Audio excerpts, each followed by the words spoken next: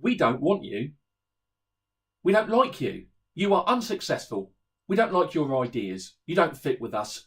You don't have the experience. You are not good enough. No. These are the words that we do not like to hear. These are the words that cut us like a knife. And these words can shred our confidence to bits.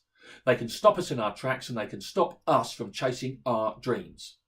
When rejection, when negativity comes our way, it hurts, and that hurt can run deep. It can run really deep. But it is a fact of life that we will all get rejected at one time or another. And it's hard. No matter what people say, it's hard. No matter what people say, what people's good advice is, it's hard not to take it personal. Negative thoughts are never far from the forefront of our minds because we live in a negative world. The most confident of us can be knocked off our stride, knocked off course by rejection if we are not in control of our thoughts. Confidence is a funny thing. It can be instilled in someone over time or in seconds, and it can be taken away just as slow or just as fast. Confidence is a fragile thing, and a lack of confidence can ruin our lives if one is not mentally strong. Not mentally strong to the challenges and rejections that life can throw at us, and life will throw challenges and rejection at us. I would like to share this story with you. It's a story about dealing with rejection.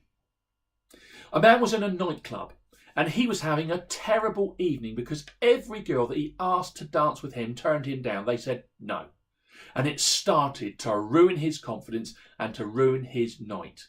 And it got to the point where he decided just to give up on the night and to go home, dejected, defeated, because no one liked him.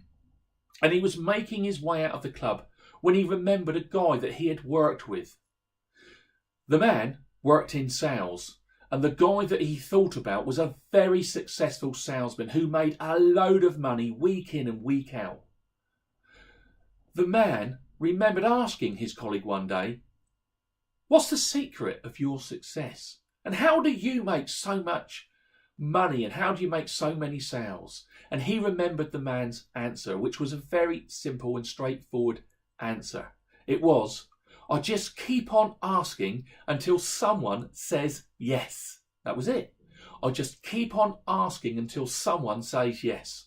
The man thought on this for a few seconds and decided to have a go at this method himself, to throw caution to the wind, to have one last throw at the dice to see if he could get a yes. Suddenly, he was on a mission. Suddenly he saw it as a challenge and it got his dander up. It got him all fired up. So he steeled himself for the rejection that he knew was going to come his way. And he resolved to battle on through it, to keep on going until he got a yes. Nothing was going to put him off. Nothing was going to stop him.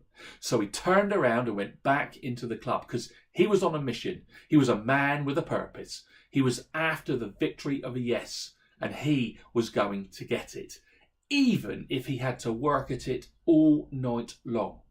He wasn't even bothered about the style of his victory because he just wanted to get a yes.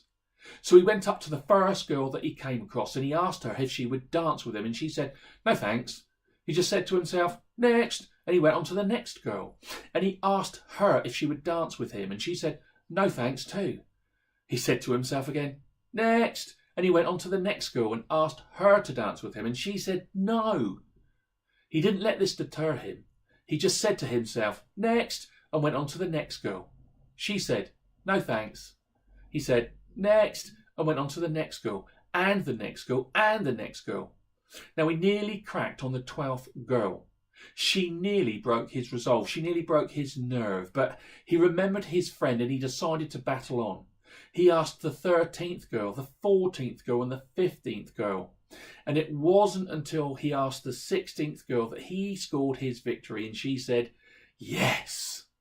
Glory, glory, hallelujah."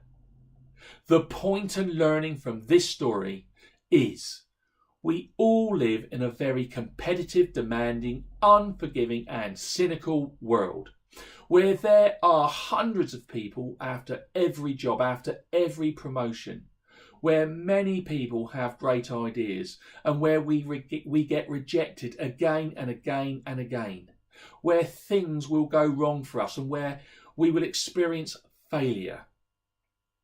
to keep positive and to be able to keep going in the face of the rejections and failure that life will throw our way, and life will throw rejections and failure our way. We need to adopt the learning from this story. We need to expect rejection and not to be surprised by it. We need to learn not to take it personally. We need to keep just driving on. If you suggest a great idea and they say no, just keep going forward. Just come up with another great idea. If you go after that promotion and you don't get it, just keep moving forward and go for the next opportunity. If you go after that job and they say no, do not let it get you down. Do not let it introduce negativity into your thinking. Just apply for the next great job that pops up, and it will pop up. If you ask that person out and they say no, ouch. Don't worry about it. Don't dwell on it. Don't hesitate. Don't take it personal. After all, it's to their detriment that they can't see the greatness that is in you. Shrug your shoulders, just say, next, and move on, because there is plenty more fish in the sea. Just keep moving on. You will get a breakthrough. If you keep on doing, working away, keep on asking until your time comes, and it will come. When that rejection happens, and it will happen, just keep on asking, because life loves a trier. Life respects a trier. We all do. So if you keep trying, eventually, if you pass all the tests, climb all the hurdles that life will throw your way, life will eventually say to you, people will say to you, and companies will say to you, yes.